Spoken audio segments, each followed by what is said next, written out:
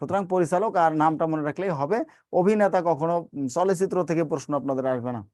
চলচ্চিত্র থেকে যদি প্রশ্ন আসতে হয় তাহলে হয়তো আসতে পারে যে 71 সালে যে মুক্তিযুদ্ধ ভিত্তিক চলচ্চিত্রগুলো ছিল সেগুলো থেকে। স্যার আপনার নাম বলে দেব না স্যার, কি বলছে দেব না স্যার, বুঝিনি আপনার। শামসুন্নাহার আপা, রাষ্ট্রীয় ক্ষমতায় শেখ হাসিনা, শেখ হাসিনাকে নিয়ে চলে এসেছি, শেখ মুজিবের পরে শেখ হাসিনা।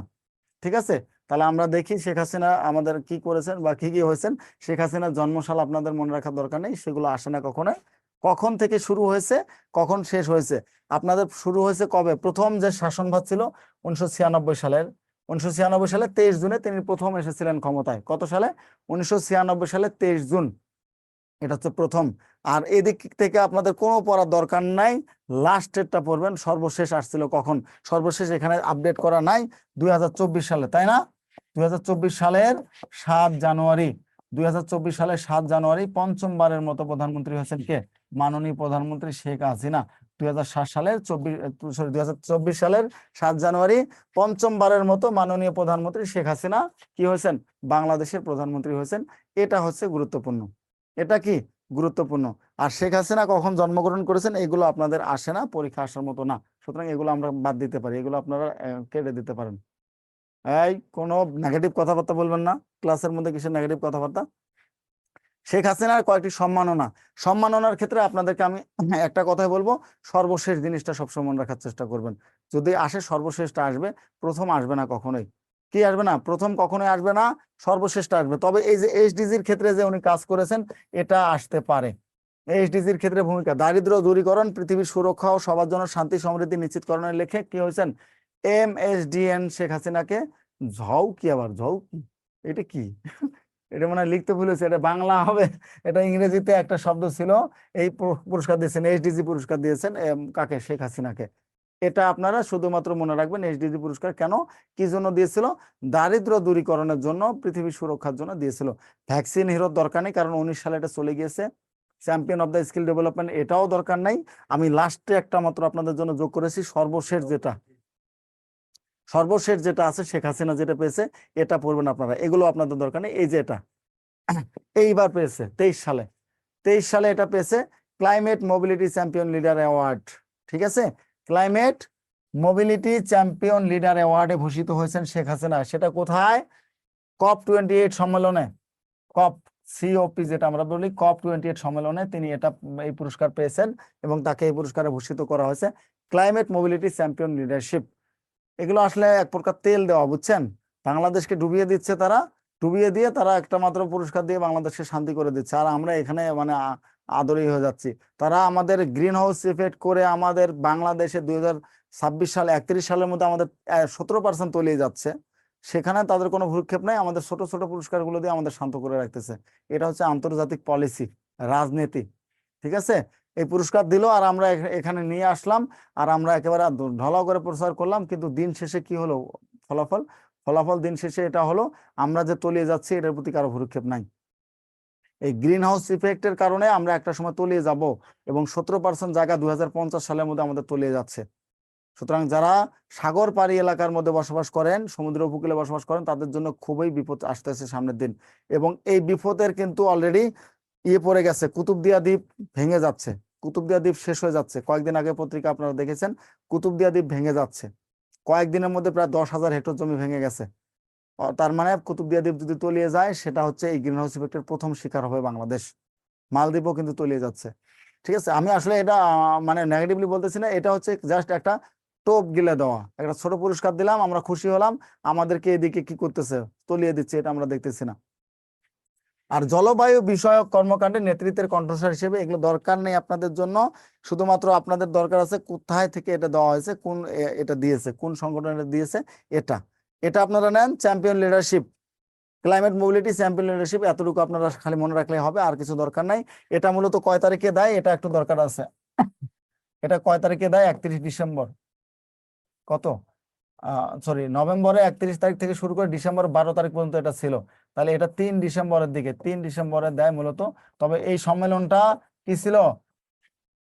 31 নভেম্বর থেকে, 30 নভেম্বর থেকে শুরু করে 12 ডিসেম্বর পর্যন্ত ছিল।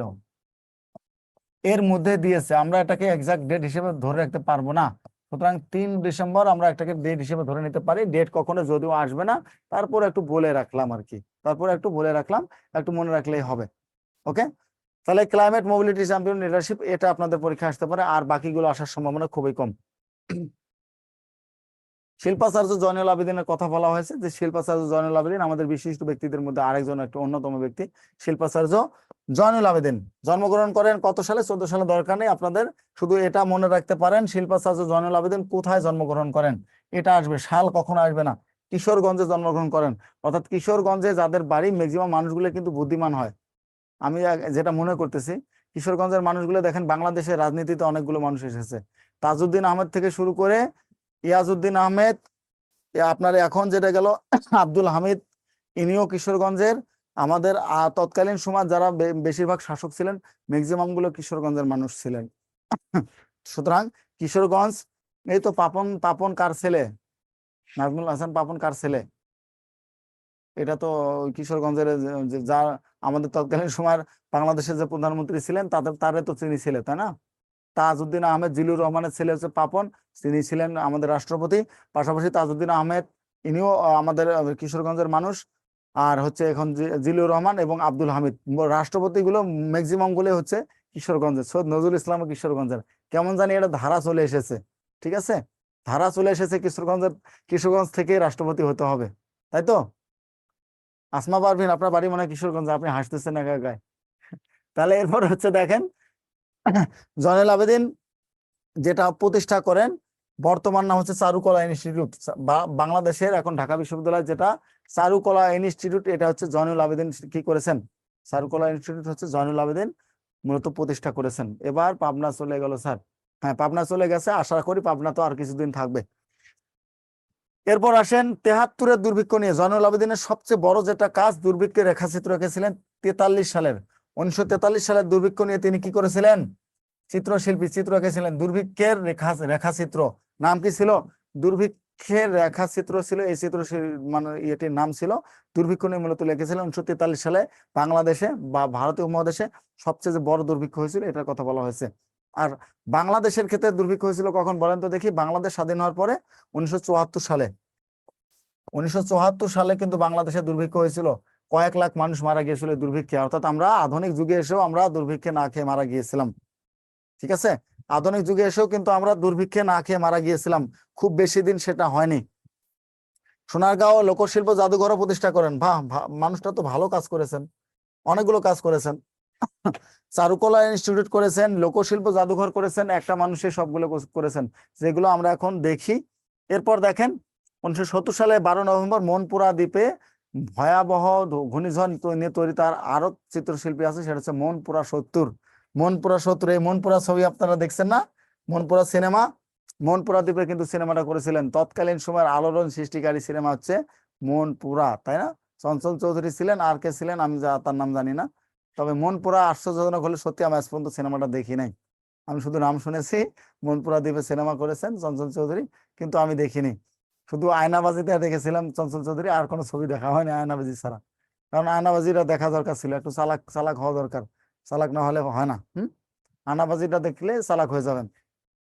তাহলে এটা হচ্ছে মনপুরা 70 জয়নুল আবেদিনের করা। মনপুরা 70 জয়নুল আবেদিনের লোকশিল্প জাদুঘর জয়নুল আবেদিন, এবং কোনটা চারুকলা ইনস্টিটিউট জয়নুল আবেদিন। তিনটা জিনিস খালি মনে রাখেন, মুখস্থ করে ফেলেন। মনপুরা অসাধারণ, ঠিক আছে, আমি দেখতে চাইবো, মানে চিন্তা করব দেখার জন্য আর কি। তবে গানগুলো আমার খুব পছন্দ, আমি গানগুলো একটা সময় খুব মুখস্থ করে ফেলছিলাম, একা একা গাইতামও মাঝে মধ্যে। সো গানগুলো, মনপুরা দ্বীপের গানগুলো আমার সবচেয়ে বেশি ভালো লাগছিল। কামরুল হাসান, আহ আপনি কি তাহলে বোকা ছিলেন? এখনো তো আমি বোকা আছি, কি বলে না বলে, এখনো তো আমি বোকা আছি। আমি কবে চালাক হলাম আবার? আমি তো বোকাই আছি। কে বলছেন এটা? নাজমা আক্তার। আমি আগে থেকেই বোকা, এখনো বোকা, কতদিন থাকবো এটাও জানি না, ঠিক আছে? কবে চালাক হবে এটা আমার মাথায় নাই। বোকা মানুষরা ঠকে কম, ঠিক আছে, চালাকরা বেশি ঠকে। দেখেন কামরুল হাসান জন্মগ্রহণ করে 2রা ডিসেম্বর 1921 সালে, নিজ কি তিনজলা গোরস্থান রোড, কলকাতায়। তিনি কিন্তু বাংলাদেশে জন্মগ্রহণ করেননি, কলকাতায় জন্মগ্রহণ করেছেন। ওই যে নিথুয়া পাথারে কি জানি তারপরে নেমেছি বন্ধুরে, এটা কোথায়? মনপুরা দ্বীপের গান। একজন গান শুনতে চাইছিল, এক লাইন শিখাই দিলাম আপনাদেরকে। কামরুল হাসানের পৈতৃক নিবাস দরকার নেই, এই জানোয়ারদের হত্যা করতে হবে, এটা হচ্ছে পোস্টারটি ক্যাপশন যে লিখেছিলেন কামরুল হাসান। এই জানোয়ারদের হত্যা করতে হবে, কি করতে হবে? এই জানোয়ারদের হত্যা করতে হবে। কাদানি বলেছিলেন পাকিস্তানি। এই এসব কি ধরনের প্রশ্ন করে? এটা পাকিস্তানিদের নিয়ে করেছে, পাকিস্তানিদের নিয়ে, যে এই জানোয়ারদের হত্যা করতে হবে, আমরা জানোয়ারদেরকে শেষ করে ফেলবো। পোস্টারটির ক্যাপশন যে চিত্রশিল্পী লিখেছেন কামরুল হাসান। তৎকালীন সময় চিন্তা করেন কত সাহসী ব্যক্তি ছিলেন, সরাসরি জানোয়ার বলে আখ্যায়িত করেছেন পাকিস্তানি শাসক গোষ্ঠীকে। এর চেয়ে আর কি বলা যায়? এরপর দেখেন, দেশ আজ বিশ্ব বেহাদের খপ্পরে। বাহ, সুন্দর সুন্দর কথাগুলো তো তিনি লিখেছেন।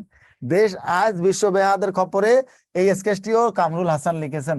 সবচেয়ে বড় কথা হচ্ছে আমাদের পতাকাও কামরুল হাসানের অবদান আছে, তাই না? আমাদের জাতীয় পতাকাতেও কামরুল হাসানের অবদান আছে। কামরুল হাসানের 3 কন্যা নাইওর চিত্রকর্ম অবলম্বনে যে 2টি দেশ ডাক টিকিট প্রকাশ করেছে, যুগোস্লাভিয়া এবং বাংলাদেশ। নাইওর এবং 3 কন্যার জন্য সবচেয়ে বেশি বিখ্যাত হচ্ছেন কামরুল হাসান। নাইওর প্লাস 3 কন্যা, খুবই গুরুত্বপূর্ণ জিনিস। ঠিক আছে, চিত্রকর্ম খুবই গুরুত্বপূর্ণ চিত্রকর্ম, এটা হচ্ছে নাইওর প্লাস 3 কন্যা। আপনাদের পরীক্ষা আসলে এই দুটো আসতে পারে।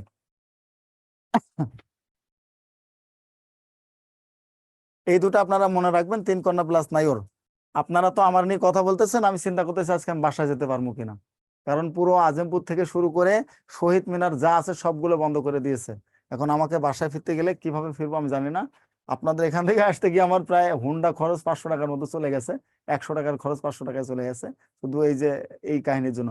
মানে সারাক্ষণ মনে হচ্ছে ড্রাইভ করে নিয়ে আসতে হচ্ছে পুরোটাই। এস এম সুলতান, আমরা যেটা নাম শুনেছি এস এম সুলতান। এস এম সুলতান জন্মগ্রহণ করে কোথাও দরকার নেই, দেখেন নড়াইলে জন্মগ্রহণ করেন তিনি। শিশু স্বর্গ চারুপীঠ প্রতিষ্ঠা করেন এস এম সুলতান। এটা আপনাদের আসে হচ্ছে এইটা শিশু স্বর্গ। শিশু স্বর্গ কে প্রতিষ্ঠা করেন? এটা হচ্ছে কে?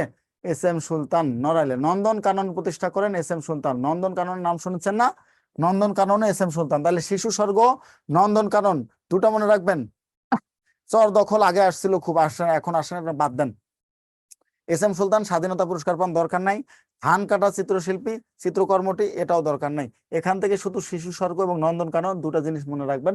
যদি পরীক্ষায় আসে তাহলে এই দুটো থেকে আসতে পারে, যদি পরীক্ষায় আসে তাহলে এই দুটো থেকে আসতে পারে, শিশু স্বর্গ প্লাস নন্দন কানন। ওকে, তাহলে এস এম সুলতান থেকে এই দুইটা।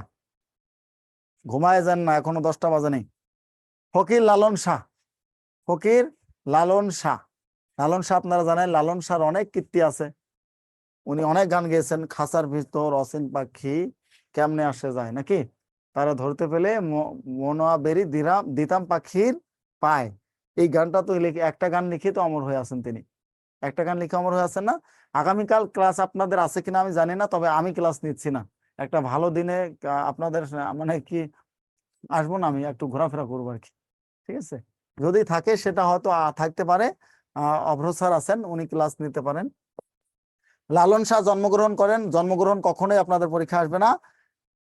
হ্যাঁ, সর্বপ্রথম লালনের গান সংগ্রহ করেন রবীন্দ্রনাথ ঠাকুর। চিন্তা করছেন, রবীন্দ্রনাথ ঠাকুরেরও আগে, রবীন্দ্রনাথ ঠাকুরেরও অনেক আগে লালন সারা এসে গেছেন এই দুনিয়াতে। 298টি গান রবীন্দ্রনাথ ঠাকুর সংগ্রহ করেন, 298টি গান। এবং তিনি কিন্তু এই গান থেকে কিছু কিছু অংশ নিয়ে রবীন্দ্রসঙ্গীত রচনা করে ফেলেছেন। ঠিক আছে, কিছু কিছু অংশ নিয়ে রবীন্দ্রসঙ্গীত তিনি রচনা করে ফেলেছেন। লালন শাহ মারা যান কত সালে? 1890 সালে, আজকের কথা। কিন্তু তার ছবি আমরা আজকে পর্যন্ত দেখি। ও, আগামীকাল 21শে ফেব্রুয়ারি। আমরা 21শে ফেব্রুয়ারি কি সমস্যা? 14 ফেব্রুয়ারি কি ঘোরা লাগে নাকি? কি বলে না বলে? 14 ফেব্রুয়ারিতে আমি ক্লাস নিচ্ছি আপনাদের সারাদিন, আপনারা জানেন না? 14 ফেব্রুয়ারি আমরা আপনাদের সারাদিনে ক্লাস নিচ্ছি আমি। 21শে ফেব্রুয়ারি ঘোরা বলতে এদিকে এইদিকে একটু দেখবো আর কি, ফুল টুল দেওয়া টেওয়া কিরকম একটা অবস্থা, সবগুলো আর কি। এরপর আসেন শাহ আব্দুল করিম। এগুলো হচ্ছে আমাদের বিশিষ্ট ব্যক্তিবর্গ। হ্যাঁ, এগুলো হচ্ছে আমাদের বিশিষ্ট ব্যক্তিবর্গ। শাহ আব্দুল করিম জন্মগ্রহণ করেন, দরকার নেই। বাউল সম্রাট হিসেবে পরিচিত হচ্ছে শাহ আব্দুল করিম, এটা আপনাদের দরকার আছে। বাউল সম্রাট হিসেবে পরিচিত কে? শাহ আব্দুল করিম। শাহ আব্দুল করিমের মৃত্যুবরণ করেন 2009 সালে, খুব রিসেন্ট তিনি মারা যান, খুবই রিসেন্ট তিনি মারা যান 2009 সালে। আমরাও হয়তো তাকে দেখেছি, কিন্তু শাহ আব্দুল করিম, তাই তো দেখেছি, বাট ওভাবে না। আমরা তখন অতটা বড় ছিলাম না, 14-15 বছর আগে এতটা বড় ছিলাম না। শাহ আব্দুল